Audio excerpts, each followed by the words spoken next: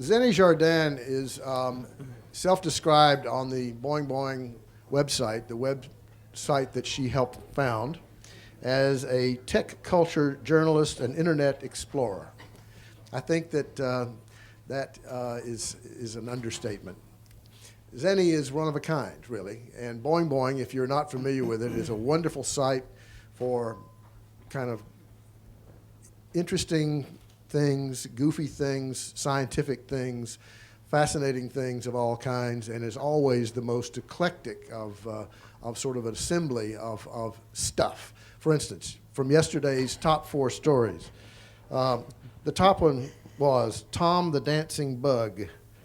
Definitely not gay men meets his arch nemesis. It's a comic. That was the, yes. The number 2, using chocolate to teach calculus. 3 was an excerpt from a short story collection by a musician whose style has been reviewed as a combination of Mexican-style corridos, stomping blues, shit-kicking country and western, and other forms of great American music. And then came Xeni's piece yesterday, which was actually a video of a hapless television producer in Sacramento, California, being assaulted by a turkey. And I mean being assaulted like Jaws went after, you know, those guys in that boat. It was really quite fascinating and hilarious. I guess my point is that Xeni is an eclectic thinker, a serious person with a sense of humor and a lot of knowledge about the web. We're very, very glad to have you with us today. Thank you very much.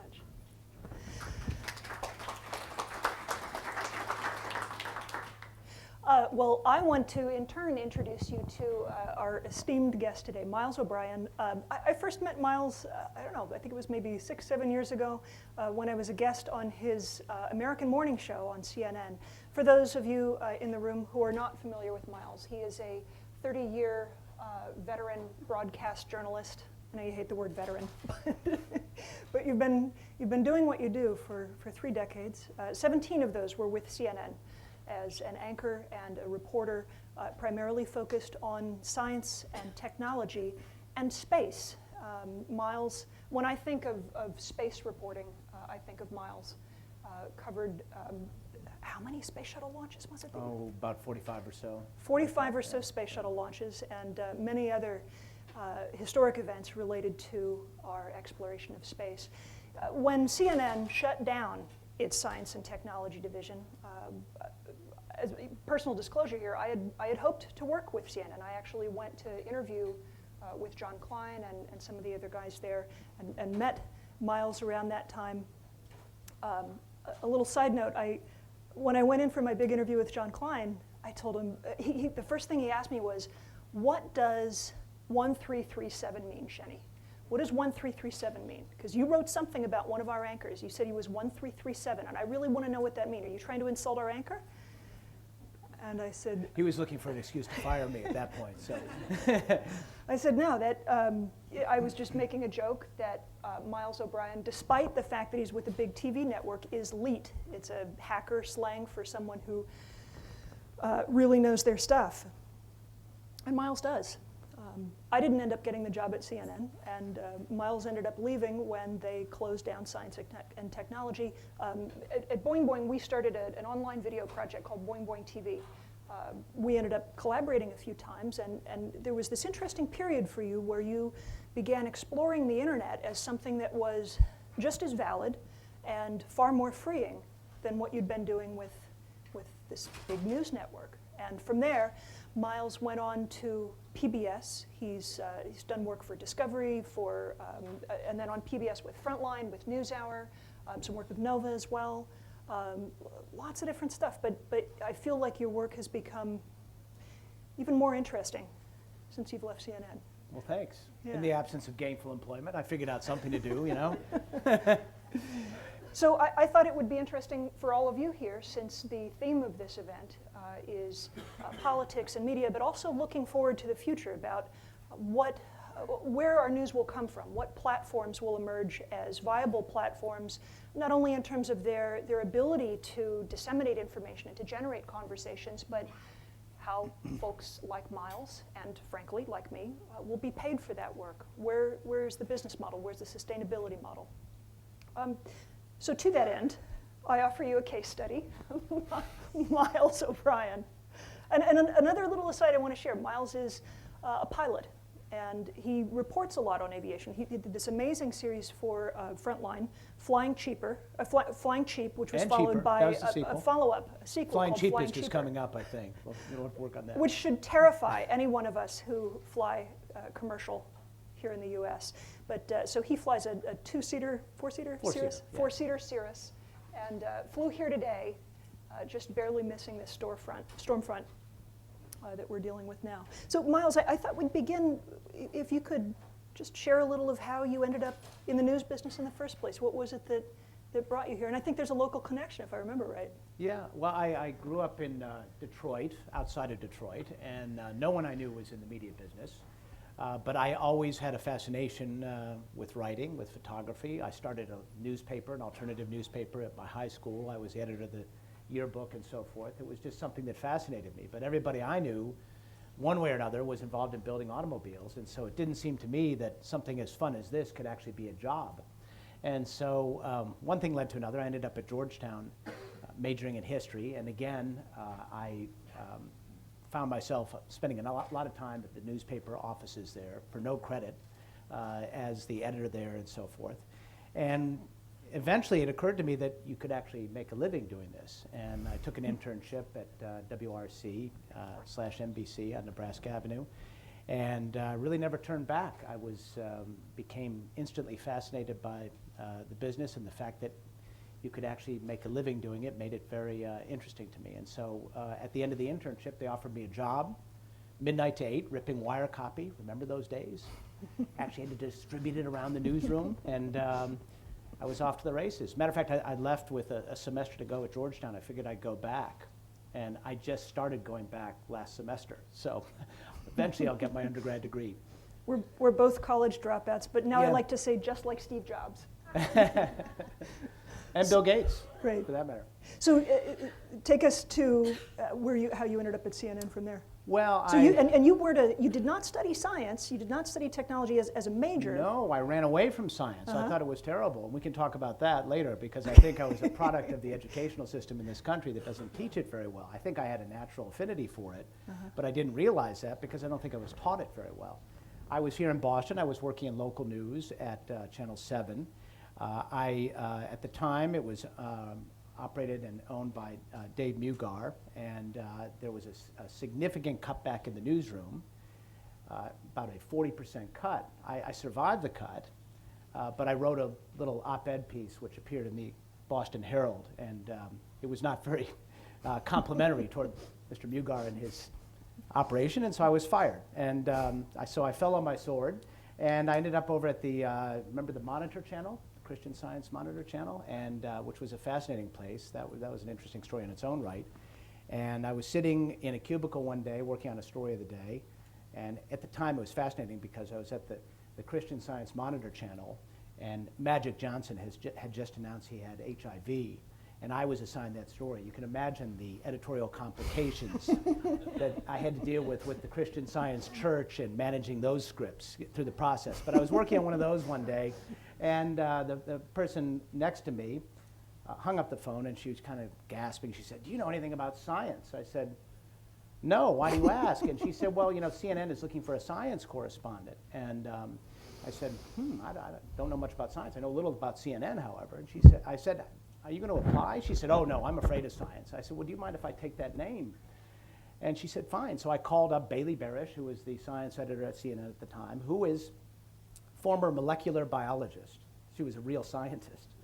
And I managed to cobble together enough of a tape that had enough technical stuff on it to send to her and impress her enough to get an interview, which turned out to be a 2-day ordeal, a gauntlet, really.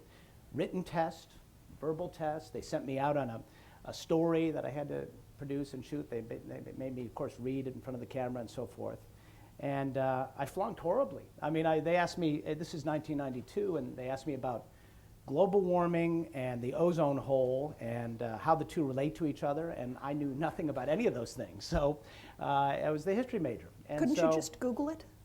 it was this, yes, oh gosh, those days, it's hard to imagine what we Yeah. did without it. And so I finally got to the end of the line after this 2-day ordeal to Bob Pernaud, and kind of looks at my file and he goes, yeah, obviously you don't know shit about science.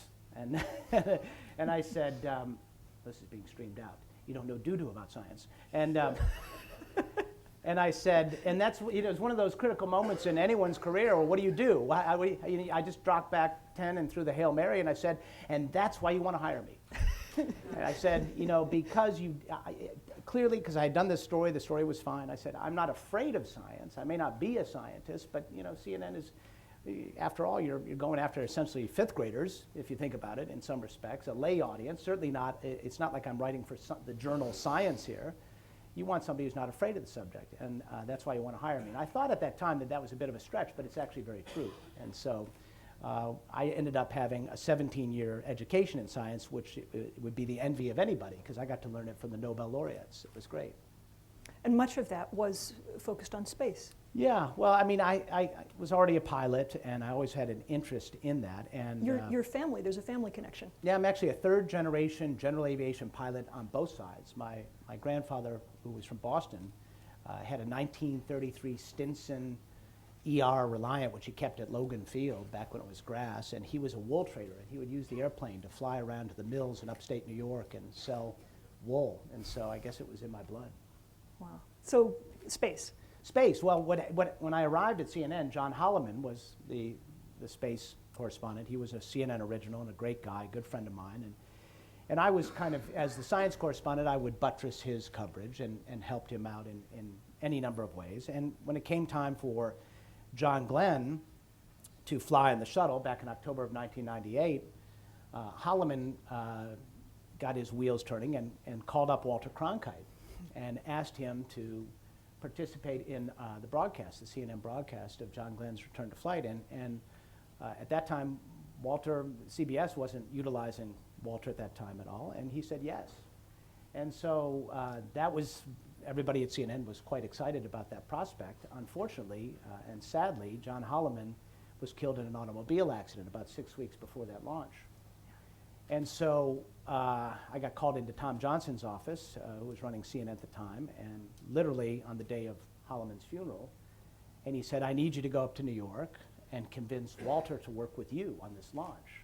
Wow. And you know, Walter didn't really know me, and he had this relationship with Holloman, but he did not feel comfortable because he didn't know me. And so I had to go up there and convince Walter Cronkite that I knew enough about space. So that was a rather interesting time in my life. I managed to convince him that was the case, and I had the most remarkable experience working with him all throughout that launch. I remember mission. there was one or more rather funny anecdotes of the actual launch day.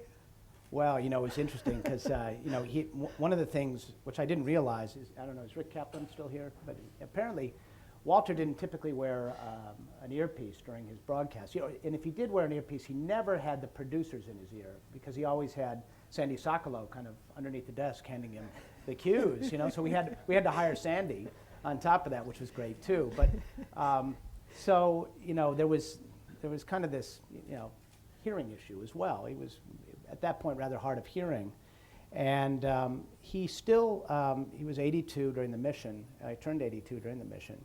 And he was, you know, in Walter Cronkite style, you know, because he still thought he had the mojo. He would show up 30 seconds, 15 seconds before each live shot, which typically was fine, because I would just kind of cover until he got laced in and could hear and all that. But we had an in-flight interview planned, which is, you know, logistically a difficult thing when you're talking to a space shuttle that's circling around the planet at 17,500 miles an hour. And you want to make sure the audio is just right so that he can hear the senator and vice versa. And CNN had promoted this live interaction between Walter Cronkite and John Glenn as if it were, you know, the second coming or whatever you want to say. I mean, it was just extraordinary, the promotion that they put into it. And so on that day, we went to Sandy and we said, you know, Sandy, for this particular live shot, can we get Walter there a little bit early so we can get him laced up and the audio good, and make sure that everybody's comfortable. Because, you know, when these things happen, when NASA says it happens at 10, 25, and 30 seconds, that's when it happens, and it's over 5 minutes later, exactly. On the balls, as they say in the NASA business. And so, naturally, the event comes, I'm there, ready to go, and Walter shows up 15 seconds before, 30 seconds before. He plugs in, you know, we do the IFB check, and he can't hear anything. And this is right down to the wire. And so I said to the control room, Sue Bunda was in the control room for us there, I said, you know, Walter can't hear anything. And she said, well, whatever you do, include him in this live event. Even if you have to be the translator and restate what Walter says and what John says back and forth, we're going to do this entire event. We promoted this event. You must include Walter in this. Almost simultaneously, Walter turned to me and said, whatever you do, do not include me in this event. If I cannot hear, I don't even want a two-shot taken. Pretend I'm not here. So what do you do at this point, right? At this point, I said, Walter still cannot hear. And at this point, I didn't realize how many people CNN had in Houston at the time until they were all at my feet, doing this with cables, cords, turning everything, relaying cables, test checks, tech check, 1, 2, 3, 4, 5. He can't hear a darn thing. And so, and meanwhile, they're in their control room going, whatever you do, please, please include Walter. So Walter said, you know, if I can hear, I'll tap you on the arm, and you can come to me. So the moment comes, the music plays. Hello and welcome to Houston and the Johnson Space Center. I'm Miles O'Brien. We have a very special occasion. We'll be talking to Senator Glenn and Commander Kurt Brown, and they start screaming in my ear, introduce Walter, introduce Walter. I mean, I'm surprised you couldn't hear it on the air. There probably was smoke coming out the other ear, you know, and I'm just powering through because he's still sitting there doing, you know, this kind of like, can't hear a thing. So I began my introduction, and so this is the point. What do you do, right? Do you please the person who writes your checks, your paycheck, or do you insult and embarrass a national icon? Yeah. Given the choice, what would you do, right? You know, and so it was one of those moments where, you know, like in those 1930s movies when the headlines spin around on the newspapers, and I saw this headline, you know, upstart reporter embarrasses Uncle Walter, you know, and it was one of those things. And I was like, there was no way in hell I was going to make him look bad. If it was the last live shot I ever did for CNN, this would be it. So I kept powering through. They're screaming at me. And just as I introduced Senator Glenn and was about to ask the question, I get the tap. And joining me is Walter Cronkite, at which point I just sunk down under the desk and let him do the rest of it. Truly, there was somebody looking down upon me at that moment. So I lost about 5 years of my life, I'm pretty sure. and 5 decibels of your hearing. Wow, yeah. So that no doubt prepared you for all of the webcasts that you did when you left CNN. So when you left CNN, you teamed up with this group, Spaceflight Now, the guys from Astronomy Magazine in Florida. You started doing this series of live webcasts of events at Kennedy Space Center. Well, you know, it's interesting. When CNN, in its infinite wisdom, eliminated the Science and Technology Unit, and just quick little parenthetical on that, you know, as altruistic as Ted Turner is, as much as he loves the environment and science and technology, the reason that there was a science unit at CNN goes back to the very beginning of CNN, when they were happy to have Zamfir the Flute Guy advertising on CNN at that time, right? And the record ads and everything. And AT&T approached CNN and said, we would like to sponsor 3 science spots a week and a weekly show to bring it all together. And each of these spots would be directly linked to an ad, to a commercial. And at that time, they were like, yeah, of course. And so they created the science unit based on that whole thing. Well, over time, the linkage between the spots and the ads, which guaranteed that those science pieces would air in segments on CNN and gave us a specific show on Saturday mornings. When that went away, we lost our footing at CNN, and we were out there along with everybody else trying to get on shows, and frankly, newsrooms are not filled with a lot of people who love science. You know, frankly, there's a lot of science phobics, like my former self. And so over time, it became very, very difficult for us to get science pieces on the air, and eventually the shoe dropped. So when I realized that CNN was going to get rid of us all. We didn't know enough about Michael Jackson or Charlie Sheen or whatever, so I can see why they get rid of us. And I didn't know what to do and where to go, but one of the things that came up almost immediately was there was going to be a shuttle launch, and I didn't want to miss a shuttle launch. And so it occurred to me, I have obviously a lot of friends in the space journalism community, and it occurred to me that technology had progressed such that really with a laptop and a camera augmented by NASA's video feeds, it would be possible to stream out a webcast of a launch in the inch-wide, 100-mile deep way, as opposed to the opposite at CNN, where they would give me about 2 minutes, just long enough to get the solid rocket boosters off, basically there to see if it blows up. To do the opposite kind of coverage, very focused, niche coverage, for very little money. Just basically the cost of a plane ticket and a T1 line with enough bandwidth to stream this thing out. And so I approached spaceflightnow.com, which already had a good, healthy audience of space lovers, and we started doing these things. And it was just fascinating to me how, first of all, how the playing field had leveled. There we were with our Macintosh and our little camera, and you look over and you see the trailers and the trucks and everything like that. And we developed an audience. We would, at any given time, have 250 to 300,000 people watching our stream, and a global audience, 160 nations. Yeah.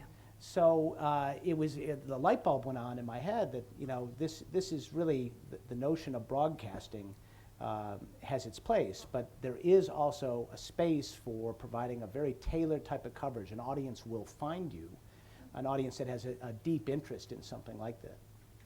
These were fascinating, by the way. I watched as many as I could remotely from Los Angeles, and I joined your team on a couple of them. Mm-hmm. It was very strange sitting in I don't know how many of you have been to Cape Canaveral and been to the launch site, but there's a little square cinder block structure called the Fishbowl, and this is hallowed space in the history of broadcast journalism.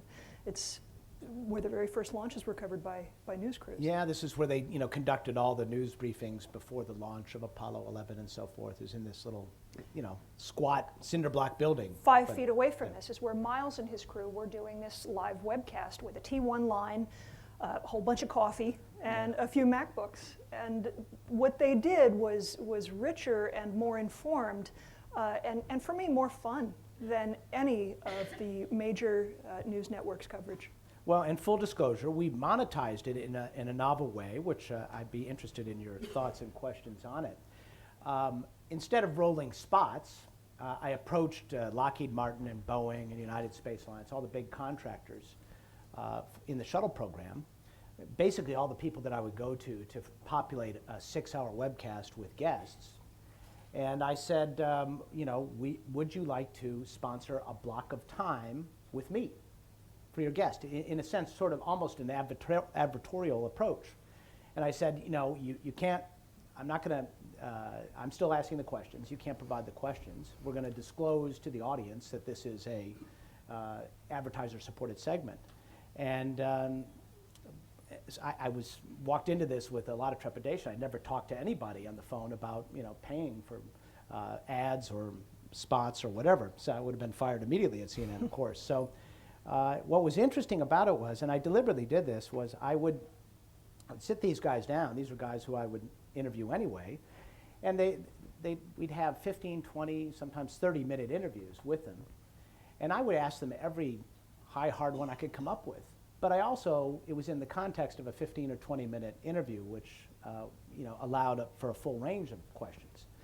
And what was interesting about it was that to a person, they would walk away feeling it was a fair shake. And what I realized is that in the course of doing those 2-minute CNN drive-bys, where you only ask the 1 or 2 gotchas, people walk away feeling very abused, and they have a point. You are left with only the questions that are just the really out of context and really unfair because they aren't set in the context of other questions and a full treatment of the story, because it's just too quick. And so what was interesting was you can ask those questions, but people feel it's a fair shake if it's in the context of other questions. So I was pretty impressed with the way that worked out. I walked into it a little concerned about the nature of the relationship, frankly. These were, by any definition, in my opinion, some of the most successful and well-produced live event webcasts I've seen, and I've spent a lot of time with online video. One thing, I want to get to some broader questions that speak to the theme of the event, but I really want to share with the audience too the story of how you yourself almost became an astronaut. Yeah, well, what happened was, actually, it really began with John Holloman, who spent a long time at CNN. Actually, he was pushing very hard on the Russian side of the program to go to space. This was before Dennis Tito flew. And he got pretty far down the road until the Russians named the price, and that was the end of that as far as TED was concerned. I think the Russians were willing to do it at that time, before Dennis Tito flew, for about $6 million, which would have been a bargain, actually. But Holloman came back from Moscow. He had gone with Ed, no relation to Ted Turner. They came back, and they were convinced they had a deal. They went right up to Ted Turner's office and said, "Hey, only $4 million." He started laughing, and that was the end of that. So when we lost Holloman and I moved into the full space position, then Dennis Tito flew, and that changed the equation a little bit and the thinking. And at that time, Xeni Jardin at CNN approached me and said, "Why don't we start, pushing this?" And literally for 3 years, I went back and forth between Russia and Houston and Washington trying to negotiate it. The truth was that CNN would, they had told me that they would not do anything with the Russians because they felt it wasn't as interesting a story. But I didn't tell NASA that. And eventually under Sean O'Keefe, previous NASA administrator, they agreed to do it.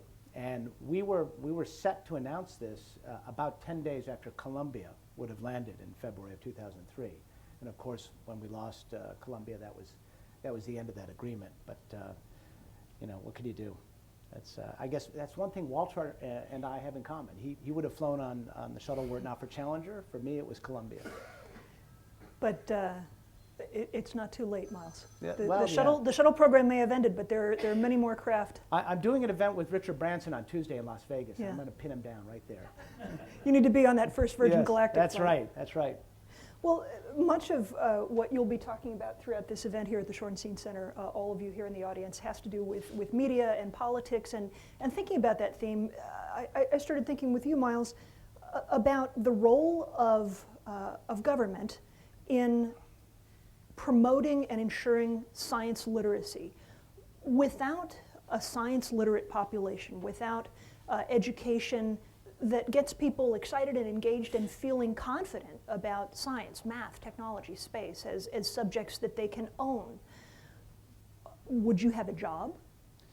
Well, this one's a little bit above my pay grade, I think. But I do think that the National Science Foundation does a fair amount of outreach. Certainly NASA has a huge PR apparatus which engages the public on several levels. But I think you have to sort of step back and look at the educational system that turned me into a history major instead of a biology major or physics.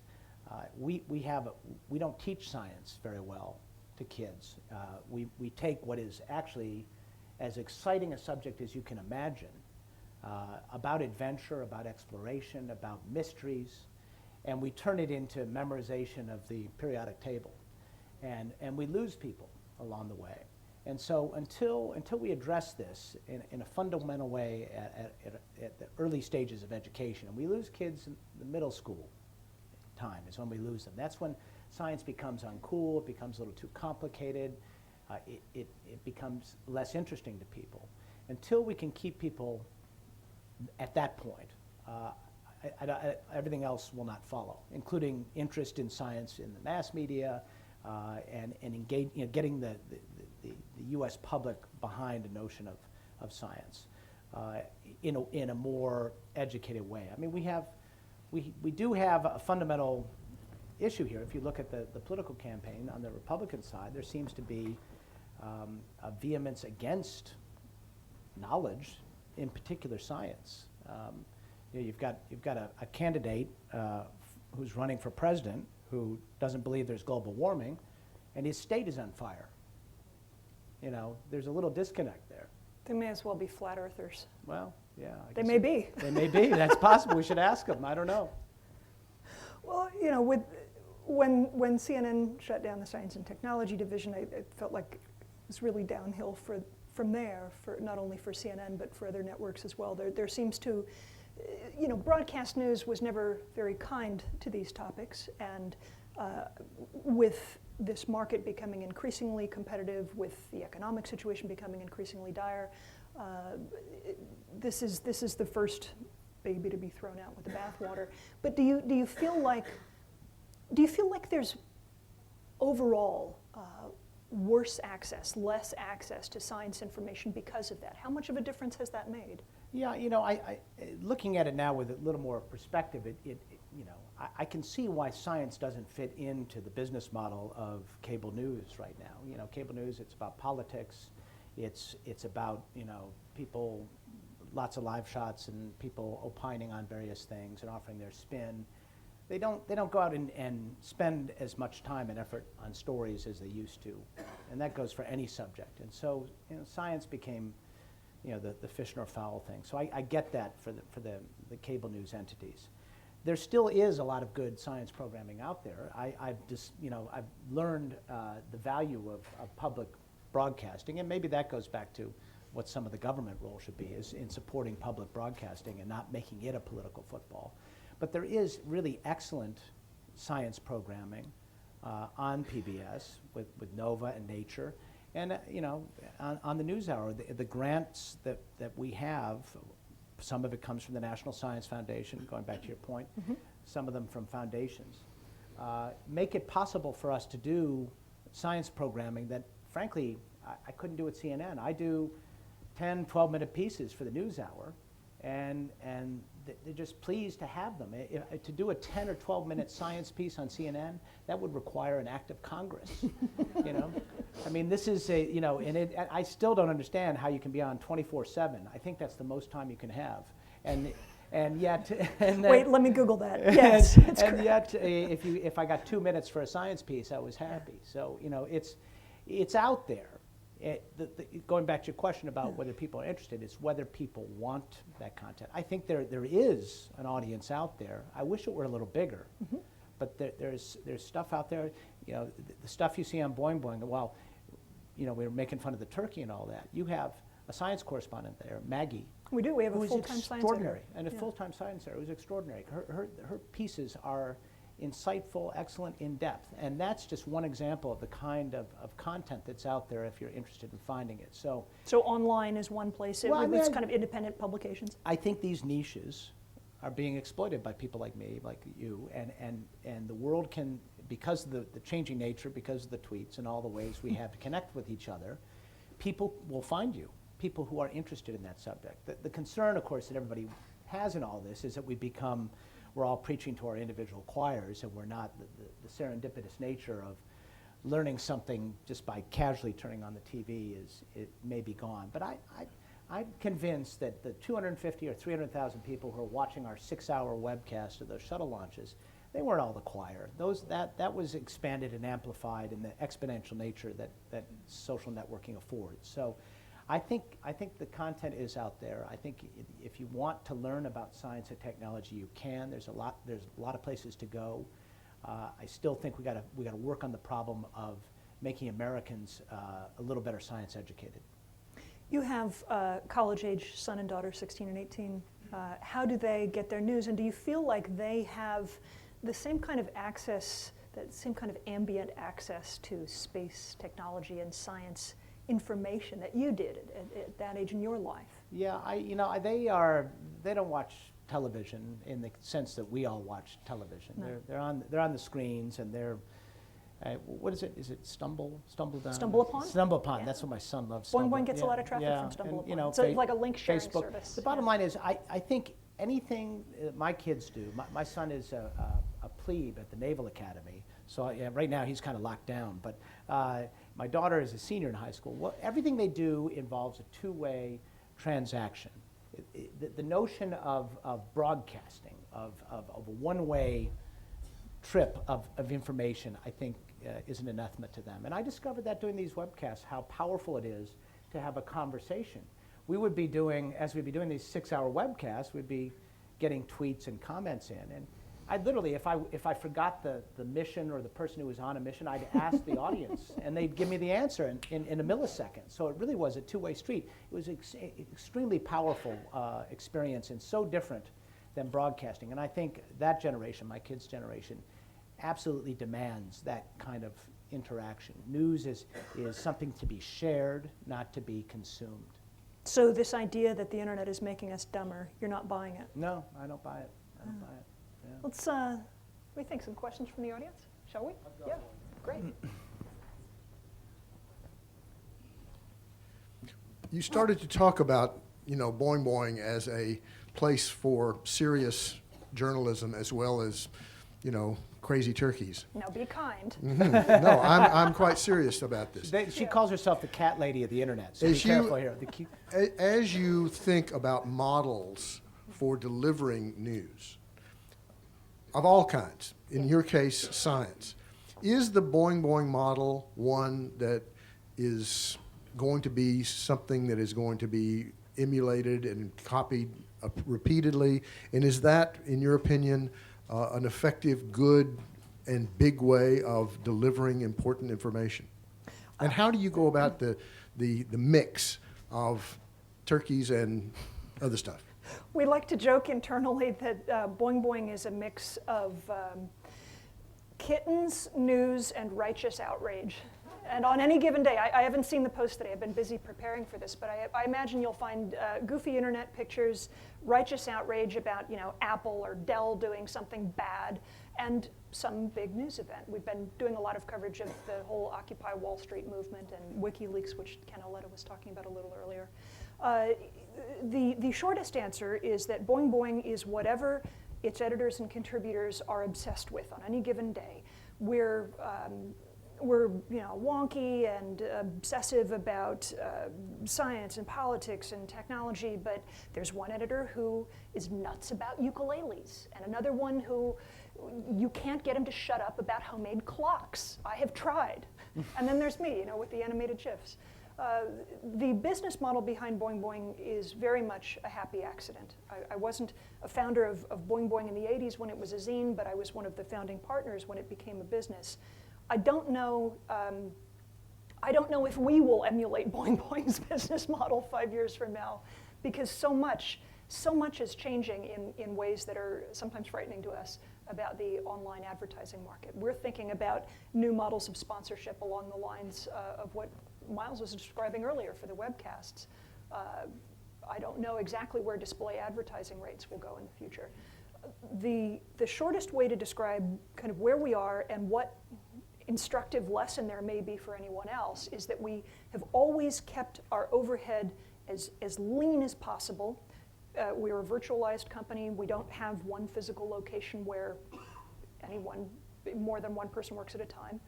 And we have always thought of this as a business that we would like to support a lifestyle where we get to do work that we love.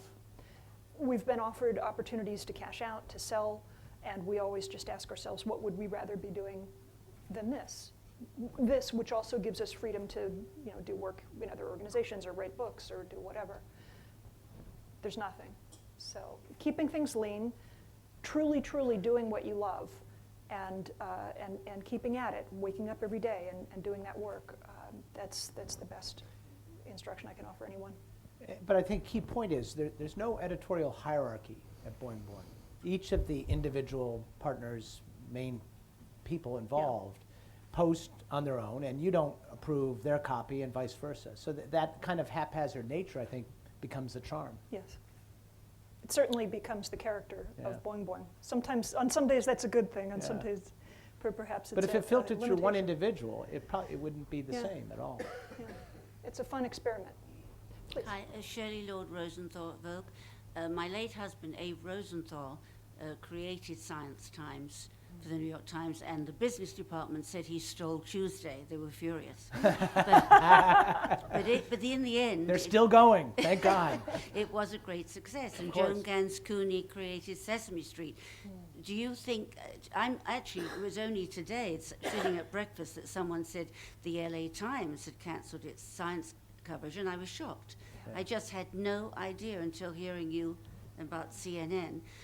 Do you, particularly as it's a time, I'm in Marvin's camp, that I don't understand half of what's said in the technological world, that science is something that I gravitate to and want, but isn't it the kids that are really going to push for this, and it perhaps comics and it's interesting that Abe introduced this, and at the time it was a shock.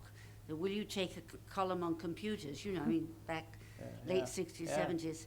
So today, trying to think of this shocking news to me, thinking that everybody will be more interested in science, is it going to come through the children?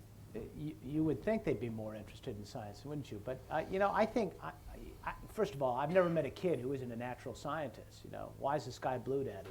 That's a scientific question, right? So somehow we get that wrung out of us along the way. We have a feature on Boing Boing every Saturday called Science Questions from a Toddler, and I think that was actually one of the questions. Yeah. So it's and so yes, I think if we can sort of capture that enthusiasm that young people have and keep that going, I think we're going to be better off. I think, there are places now, there are more and more places for kids of any age and adults to find that kind of material. I still feel like the classroom has to change in order to make really science literate adults in this country. But having said that, I don't believe we have a dearth of content, and my kids know how to find what is of interest to them, and they will find it. I'm Ed Baumeister. I was a fellow here in 1993, and at the time I was a high priest. I was an editor, a gatekeeper, so I'm, what do you call it, old school. What I'm not, all this distribution, connecting, democratization, all these functions of the technological change I think are wonderful, but what I don't hear is the effect on the formation of what we used to call news. And I hear news, to me, was definable, but I hear people talking about data and information as if they had a single positive value. So I'm wondering, I think you're probably both old enough to remember the old system, or I can recommend a couple of books that would tell you. What's the book? Where is there, as there is a revolution in distribution and democratization, is there any similar movement, I won't ask for a revolution, in the generation of high quality, verified, that's what we high priests used to do, verified information that is then put on this marvelous new system? Yeah, so how are things edited? In other words, without an editor? No, how no, do we no, know? no. Not only that. Yeah. How is there, offered by this new system, an advantage? Are there advantages in gathering in the first place, then verifying, editing, if you will, and then distributing? I mean, where's the quality advantage for the stuff that people consume, however? Well, first of all, I'll never forget, this happened to me on more than one occasion at CNN, where I would, back in the days of tape, before any CNN science piece would air, I'd have to play it for the supervising producer. And on more than one occasion, I'd pop it in, they watch the 2.5 minutes, and they go, wow, I know that's science, but that's interesting. so the gatekeepers can be an impediment. I was one. Yeah. And so what I think has happened as all of this has sort of flattened out is that you have a collective audience of natural editors that gather around their areas of expertise. Now, wait a minute. What's a natural editor? Well, I just think that anything that is posted and is wrong, you're going to hear about it in a millisecond. Well, that's You not do. reacting. An editor, a high priest, if you will, Yeah. was someone formed as such, Right. either on the job or in the school. Well, and of course they are infallible, aren't they? All No, editors, no, no. right? I'm just looking for the They never get it quantitative wrong, advantage, and there must be, because There just must be. I What think- is it? I think there's an advantage because you end up with people who really know something becoming the de facto editors of content, of information, of what we call news. What are your thoughts on that? Well, is a de facto editor as good as a guy who went to Columbia Journalism School or The spent... de facto editor may well be somebody who's out May of well work and be. went to Columbia Journalism School. This is really not my question. Yeah. But in the identifying of material that should be gathered, verified, and shared with fellow citizens, press, politics, public policy, is there, at the moment, or is there developing an advantage in that process, which comes before this marvelous distribution process? I think the advantage is you have physicists weighing in on articles about physics instead of an editor who went to the Columbia Journalism School. That's what happens because everybody weighs in. Everybody checks you. There is an instant reaction to the world on things that are wrong. You hear it all the time, right? I would agree, and I would just add, like, I love high priests. I love editors. My mother was a copy editor for a big arts publication. We're not doing what we do at Boing Boing, and our peers aren't doing what they do on other new media sites and new media ventures because we hate the old way of doing things. We're doing this because the old system and these old established companies don't have jobs or roles for us. Or if they do, they're not jobs or roles that we want. It's not a platform that makes sense for us. I worked at NPR. I've contributed to the New York Times, to Wired, to many other publications that are part of that conventional media establishment, I guess by any other description. And I found myself frustrated time and time again by having to go through a hierarchy of editors who I felt didn't understand this world that I'd adopted as my own. And the great thing about this site that I run with friends who are now business partners is that it gives me the freedom to explore those stories and be paid for telling those stories in a way that doesn't limit the geekiness, that doesn't limit the specificity.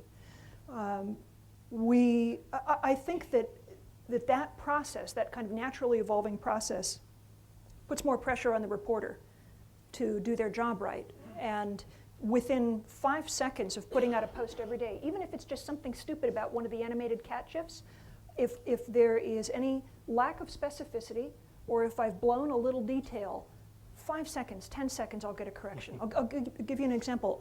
Dennis Ritchie, the man who developed the C programming language, the computer scientist from Bell Labs who co-created Unix. I had a little glitch in the headline. I think I said that he co-developed C. And 10 seconds later, 20 guys on Twitter and in the comments were saying, he didn't co-develop C, he was the godfather of C, he wrote it with his bare hands. How could you do that to Dennis M. Ritchie? You know, I don't think an editor would have responded with such passion, and they probably wouldn't have responded so quickly. And damn it if I didn't correct that, you know, while the fire was lit. Carl Hackerainen, aka Roaster Boy.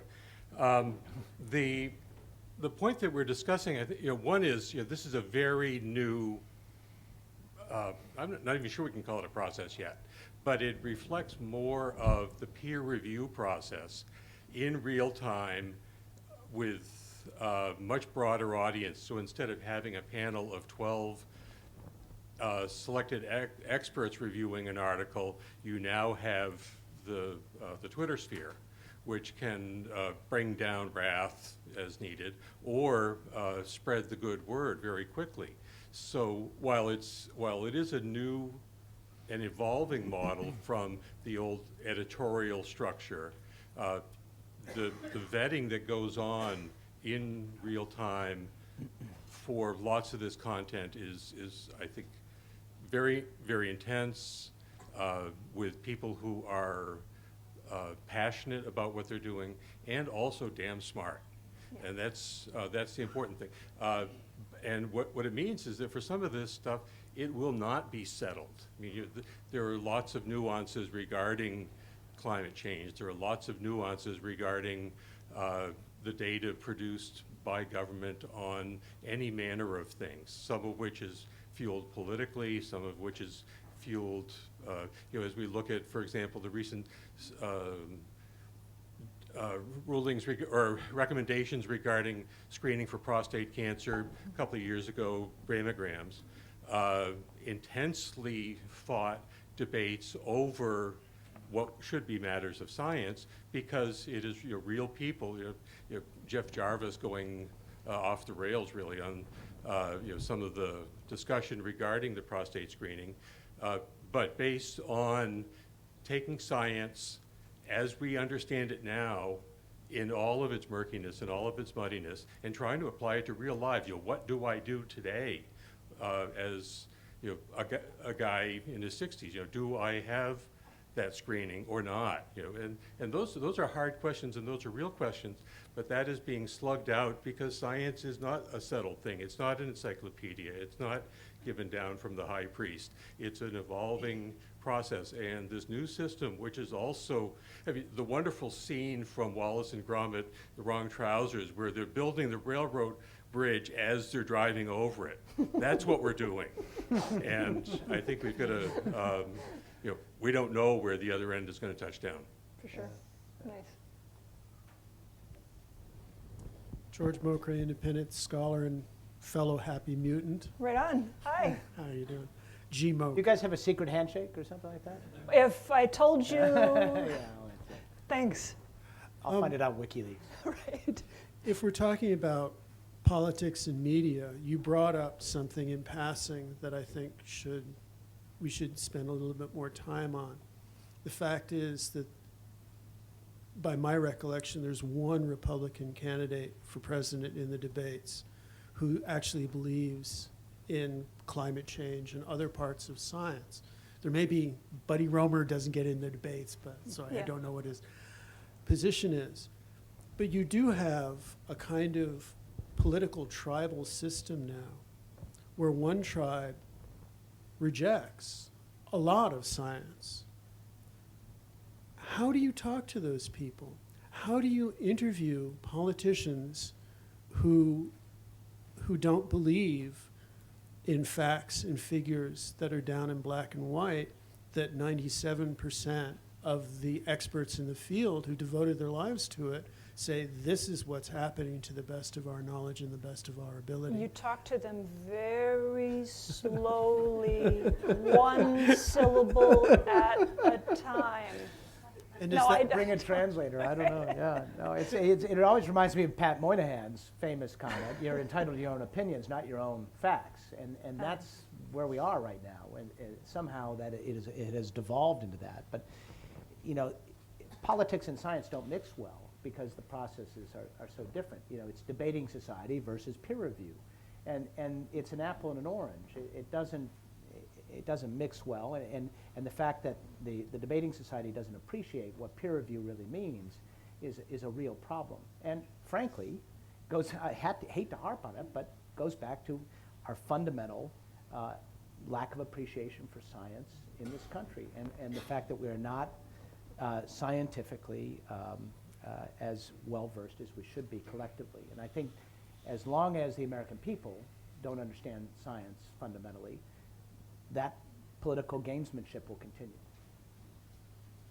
Yeah, I don't know which frightens me more, the fact that having a candidate like that in the office is a very real prospect, or the fact that we may end up with another 4 years of a president who is currently investigating my friend's email.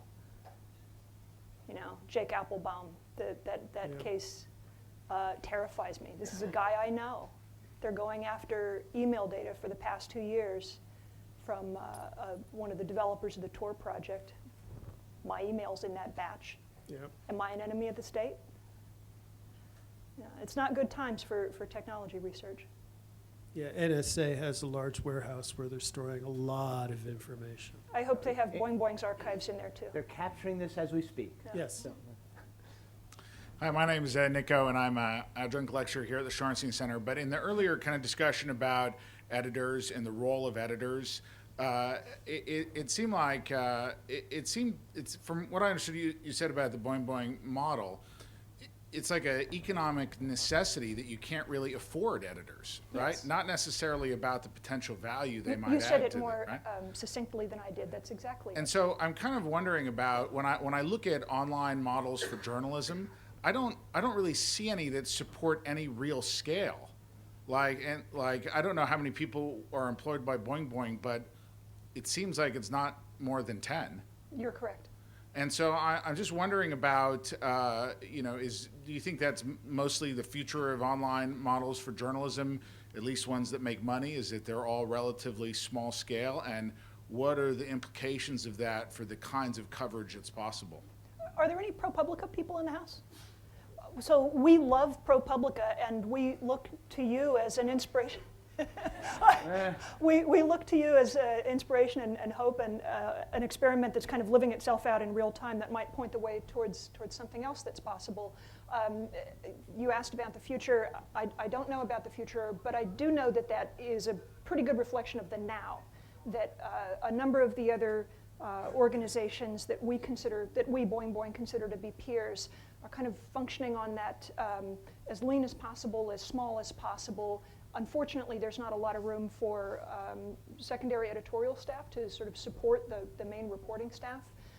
But I individually am as interested as anyone in a diversity of models. I think diversity is good. We don't have the same kind of funding structure or the same mission that an organization like ProPublica does, but the fact that there are a lot of